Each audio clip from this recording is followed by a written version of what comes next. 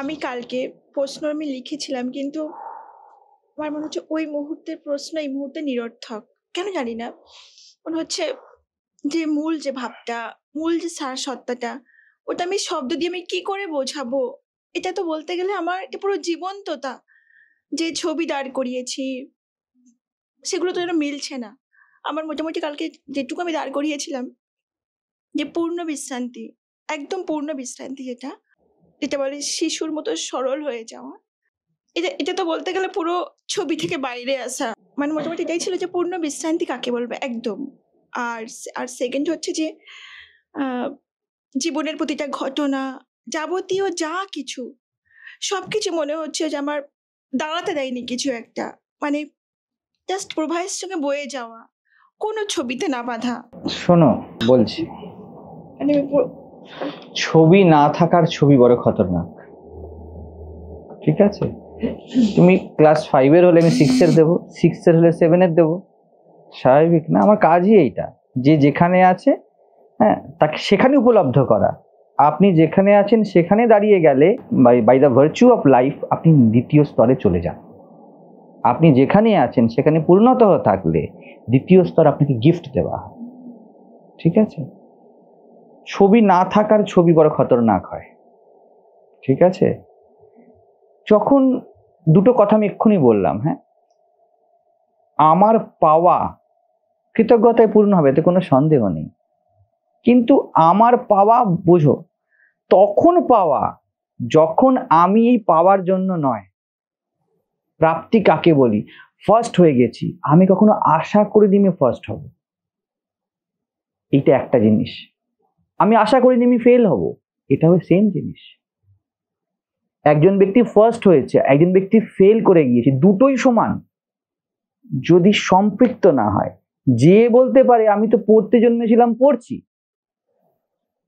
এই ব্যক্তি কিন্তু ফার্স্ট আর লাস্ট থেকে মুক্ত হয়ে গেছে। একই মুক্তি বলে, অষ্টাবক্র এই মুক্তির কথা বলেন। যখন আমাদের খালি মনে হয় না প্রথম প্রথম ঠিক আছে এটা মনে হবে, ঠিক আছে, যেমন আমাকে তুমি যদি জিজ্ঞাসা করো আমি কখনো বলবো না আমি বেশি কিছু পেয়েছি, কারণ আমি জীবনের অ্যাপ্রোপ্রিয়েটনেস দেখছি। যেটা না পাওয়ার সেটা আমি পাইও নি, ওটা পাওয়ার কথা নয়, আমি শুধু দেখেছি ওটা পাওয়ার কথা নয়। ওভারওয়েলম হয়ে যাওয়া কোনো বিষয়তে যে আমি শুধু পেয়েছি, এটাও একতরফা দেখা হতে পারে কিন্তু। ঠিক আছে, আমি কিছু পাইনি, ওই না পাওয়ার জন্য আমি জন্মেছি। আমি কিছু পেয়েছি, ওই পাওয়ার জন্য আমি জন্মেছি। এটা তো এখানে কি হলো, এই পাওয়া না পাওয়ার মালিক সামনে এসে গিয়েছে। তুমি মালিক, তুমি রাজা। তুমি যদি বলো পেয়েছি, কর্তার ইচ্ছায় পেয়েছি, আমি পাইনি আর কর্তারা আমাকে দেয়নি। যখন বলছি না আমরা কেউ যে আমাদের জীবনের যে ছবিগুলি ছিল সব ভেঙে ভেঙে গিয়েছে, এর মধ্যে যেন কোথাও গন্ধ না থাকে, থাকলে ভালো হতো। বড় কঠিন, তাই না? তো একদম ঠিক আছে, জীবন বাঁচা, শুধু অ্যালার্ট এটার জীবন না বাইরে আছে না ঘরে আছে, এই চৌকাঠে দাঁড়িয়ে আছে। এই চৌকাঠকে আমি প্রয়োগ বলছি। জীবন প্রয়োগেই সুন্দর, জীবন এক্সপেরিমেন্টেই ফ্লাভারিশমেন্ট পায়। এক্সপেরিমেন্ট করার জন্যই জীবন। জীবন দাঁড়িয়ে নেই। এই সূর্যকে দেখছো দাঁড়িয়ে আছে নাকি? এর মধ্যে হিসাব মতো কত রকমের রেন হচ্ছে, ভয়ঙ্কর রকমের আগুনের গোলা ছুটছে, কনস্ট্যান্ট নিজেকে গঠন করছে। ঠিক আছে, ঠিক গঠন করা জীবনের স্বভাব এবং আমার স্বভাব। আমরা যেন জীবনকে দুটো বিন্দুতে না দেখি কোনোভাবে, যে দেখো আমি তো আগে এত কিছু পাইনি, আমি হঠাৎ করে আমার জীবনে অমুক আনন্দ এলেন, তমুক আনন্দ এলেন, অমুক বই এলো, তমুক বই এলো এবং জীবনটা বদলে গেল। আমি রিয়েলি বলছি, এমন কিছু নেই আমার জীবনে। আমার সাথে যারা চলছেন তাদেরকেও বলবো এমন যেন না থাকে। তাহলে আপনি এনলাইটেনমেন্টের কোনো একটা বিন্দু ক্রিয়েট করবেন। লোকে এসে বলে এতদিন আমি জানতে পারিনি মহারাজ, আমি জানতে পেরেছি এখন। এটা তথ্যগত দিক থেকে একদম আপনি ঠিক বলছেন, কিন্তু তথ্যের মধ্যে তত্ত্বতে প্রবেশ তো করতে হবে। আপনি স্লোলি ওটা জানার জন্য তৈরি হয়েছেন এবং ওইটা জানতে জানতে এগোবেন। এটা একটা কনস্ট্যান্ট যাত্রা, এটা প্রাপ্তির যাত্রা নয়। ঠিক আছে, এটা পূর্ণতার যাত্রা। ঠিক আছে, এবং এবং অদ্ভুত কথা বলছি শুনুন, যতদিন আপনি বাচ্চার আপনি পূর্ণ হতে থাকবেন, পূর্ণ হবেন না। পূর্ণ হতে থাকবেন, পূর্ণ হবেন না।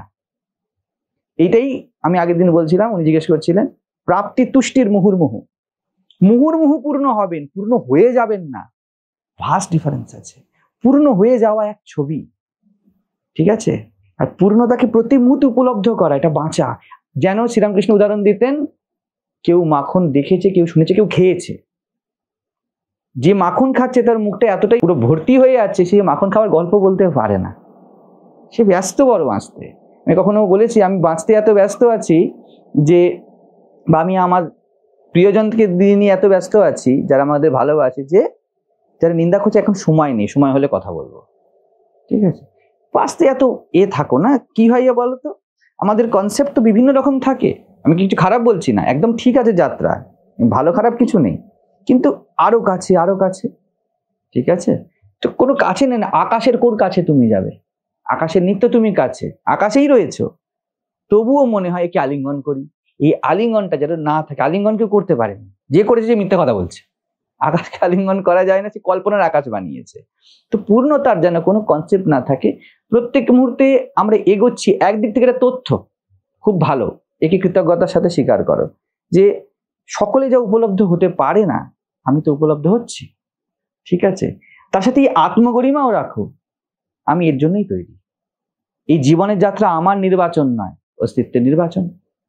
ওইখানে তুমিও এক, ঠিক যেমন গুরু আর শিষ্য, অষ্টাবক্র আর জনক, ঠিক আছে? কোথাও এক হয়ে গিয়েছে, একই কথা বলছে দুজনে। অষ্টাবক্র যেই ভাষায় বলছে, জনকও সেই ভাষায় বলছে, কিন্তু জনক হাত জোর করে আছে, অষ্টাবক্র সিংহাসনে বসে আছে। জীবন তার ভঙ্গিমাতে কৃতজ্ঞতায় পূর্ণ থাকুক, কিন্তু জীবন তার তত্ত্বে একত্বে পূর্ণ থাকুক। তত্ত্বে যদি একত্ব না থাকে, ঠিক আছে, এটা এগেইন এক কনসেপ্ট, এক ধারণা, অবধারণা, ঠিক আছে? তুমি তা পাওনি, তখন কি হবে? যা পেয়েছো রাখার চেষ্টা হবে, ভুলে গেলে আক্ষেপ হবে, ঠিক আছে? মেমোরি লস হলে চিন্তা হবে, যেমন কবির চিন্তা হয়, লেখকের চিন্তা হয়। জ্ঞানীর চিন্তা নেই, জ্ঞানী মেমোরি বেসডই নয়, তার থাকাই তার কাছে উত্তর। তো জীবনের একত্ব যেন ভিতরে থাকে, আর কৃতজ্ঞতা যেন বাইরে থাকে। এই দুটো জিনিসকে সাথে সাথে নিয়ে চলতে হবে। মানে এই যে ব্যাপারটা, যে যখন ভাবা হয় যে আমি পেয়েছি বা অস্তিত্ব আমাকে দিয়েছে, এই যে একটা ভালোবাসার সাথে দেখা, এটা কৃতজ্ঞতা। কিন্তু যখন ভাবা হয় যে আমি পেয়েছি, মানে একই ভাবনার দৃষ্টিভঙ্গিতে একটা অহংকার হয়ে যায়, একটা কৃতজ্ঞতা হয়ে যায়। এই ব্যাপারটাই তো, যে অস্তিত্ব আমাকে এনেছে, এইভাবে আগাচ্ছে, অস্তিত্ব যেভাবে চালাবে আমি তার সাথে চলতে রাজি, এই ব্যাপারটা না, এইখানে একটা সূক্ষ্ম চোরামি থেকে যায়। আমি ততক্ষণ রাজি যতক্ষণ পর্যন্ত আমার সুবিধা হচ্ছে, কমফর্ট জোন আছে। মন বড়, মনের নামই মহামায়া, এর কিছু করার নেই, এই জন্য তৈরি, নাহলে জগতের বিস্তার হতো না, ঠিক আছে? এর পারপাস এটা, জীবনের লীলা বোঝার জন্য জগৎ, আর পাজেল হবার জন্য জগৎ, দুটোই একই সাথে অ্যাপ্রোচের উপর নির্ভর করছে। এইখানেই তো গুরুর পুরো কাজ, এটা বা গুরু তার পুরো কাজ এইখানেই তো। এই যে ডিস্টিংশন, এই যে একদম পরিষ্কার ভেদ, এই যে ডিফারেন্স, এটাকে পরিষ্কার যাতে তুমি করতে পারো, যে কোনখানে আমার কৃতজ্ঞতা আমার প্রাপ্তি হয়ে গিয়েছে। আমি পেয়েছি বলে কৃতজ্ঞ, এটা কৃতজ্ঞতা নয়। অমৃতবিন্দু উপনিষদের কথা বলছিলাম, চিন্তা করবে না, ভালো চিন্তা করবে না, মন্দ চিন্তা করবে না, ভালো চিন্তা আর মন্দ চিন্তা কি নিয়ে চিন্তা করছো এই নিয়েও চিন্তা করবে না। বোঝা যাচ্ছে? নাহলে চিন্তা হবে, বুঝে যাচ্ছে? হ্যাঁ, কর্তুম অকর্তুম অন্যথা বা কর্তুম, করি করি না, কি জানি কি করি, জীবন এই রাখুন, ঠিক আছে? ওই জন্য কৃতজ্ঞতা ততক্ষণ পর্যন্ত যতক্ষণ পর্যন্ত আমি কিছু পাচ্ছি, একে ধরা খুব কঠিন। যদি না পেতে, একজন বলছে আমার স্ত্রী খুব ভালো মহারাজ, আমাকে আটকায় না, বলছি আটকাতো। বুঝে যাচ্ছে? Again content based. গুরু শুধুমাত্র এই ভেদটাই তো শিখিয়ে দেয়, আর তো কিছু করার নেই। তুমি সবকিছু পেয়ে আছো, রাজা আর ভিখারি, এটা তো অ্যাটিচিউড, এই অ্যাটিচিউডের মাঝখানে তুমি দাঁড়িয়ে আছো। এই অ্যাটিচিউডটা শুধুমাত্র গুরু গ্রহ করে দেয়, জাগো, আছে সবকিছু, তুমি সবকিছু পেয়েছো, কারণ তুমি সবকিছু পাওয়ার অধিকারী। এই একই সাথে এটা থাকবেই। সেই জন্য কালীর রূপে বলা হয়, দিবা নিশি এক ঠাঁই হেন কভু দেখি নাই, কঠোরে কোমলে একাবাসে। বুঝে যাচ্ছে? দিবা নিশি এক ঠাঁই, একসাথে দিন আর রাত, হেন কভু দেখি নাই। আমি কর্তাও বটে, আমি অকর্তাও বটে, আমি কৃতজ্ঞও বটে, ঠিক আছে, আমি অকৃতজ্ঞও বটে। গোপীদের প্রেম তো এমনই। কৃষ্ণ তুমি আমার, আমি তোমার জন্য। কৃতজ্ঞতার কি আছে? কি কৃতজ্ঞতা? কিসের কৃতজ্ঞতা? এ হলো অধিকার বোধ। কিন্তু তখনও বধূ তুমি হে আমার প্রাণ বলে নিচে বসেছে। ঠিক আছে, এই জন্য রাধা কৃষ্ণের প্রেম বোঝা বড় কঠিন। কৃষ্ণর জন্য রাধা ওদিকে বসে কাঁদছে, আর কৃষ্ণ গিয়ে বাঁশি নিয়ে গিয়ে বলছে রাধে নাও, আমার সর্বস্ব নাও, আমি তো রাখাল, আমার আইডেন্টিটি নাও। রাখালের বাঁশি তোর আইডেন্টিটি নাও। একত্ব এমন জিনিস না, এতে সব রস আছে। এটা ধরতে পাওয়াই এত ইউনিক। সব রস ইয়েট একত্ব, এটা ধরতে পাওয়া এত ইউনিক যে কোনো গুরু করতে পারে না। এখানে মাঝখানে গুরু ঢুকলেই সে ছবি হয়ে যাবে। যেন গুরু বলছে ওই যে গন্তব্য, প্রণাম, এসো। এটা একমাত্র গুরু করতে পারে, বা একমাত্র গুরু যে তোমাকে উপলব্ধ হওয়ার জন্য ছাড়তে পারে, কেউ ছাড়তে পারবে না। বুঝে যাচ্ছে? সমস্যা কি? আমাকে বুদ্ধি দিয়ে বোঝার চেষ্টা করি, ইন্টালেক্ট এখানে কাজ করবে না। তবে ইন্টালেক্ট লাগবে না তা না, ইন্টালেক্ট কেমন ভাবে বিনিয়োগ করো যাতে এই বোধের কাছাকাছি পৌঁছানো যায়।